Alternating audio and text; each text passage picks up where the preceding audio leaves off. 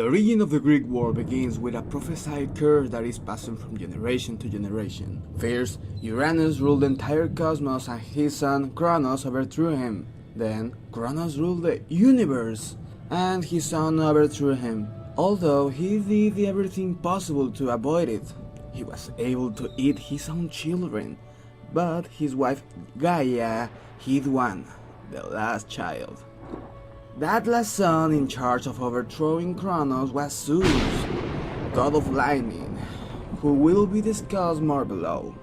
Zeus overthrew his father Cronos in a war called Titanomachy. The Titans commanded by the right hand of Cronos, the Titan Atlas, and the six brother gods, Hestia, Demeter, Hera, Ares, Poseidon, and Zeus. But soon that would favor the Titans for their physical power.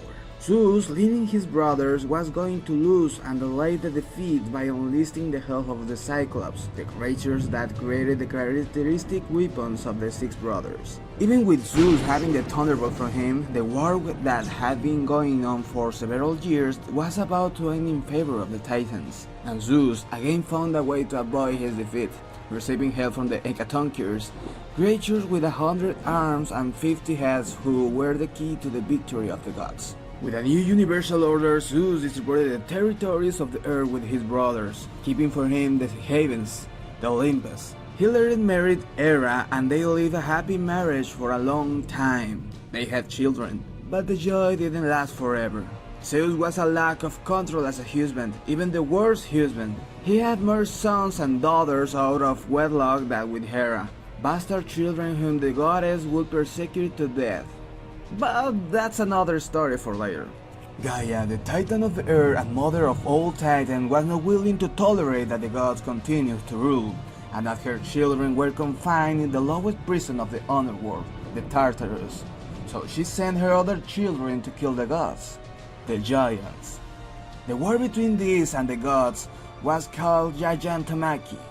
Clearly the gods won, but it wasn't very easy, since they had to resort to the help of a human, one of the sons of Zeus, the famous Hercules. Hurt and enraged, Gaia didn't sit idly by in the face of the giants' defeat, and she plotted one last revenge that would ensure the death of Zeus, his siblings, and all the other gods. She created the most fearsome and powerful monster that could have existed, Typhoon, and sent him to the Olympus to eradicate the gods.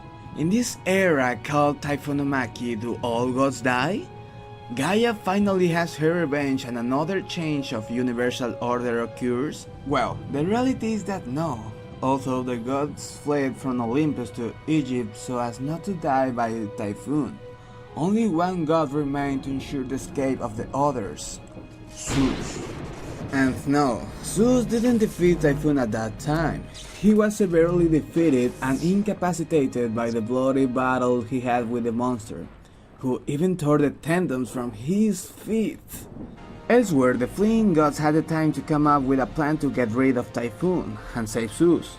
The tendons were implanted and he was in charge of defeating Typhoon, burying him under Mount Etna, which began to spit fire like a volcano for having Typhoon below.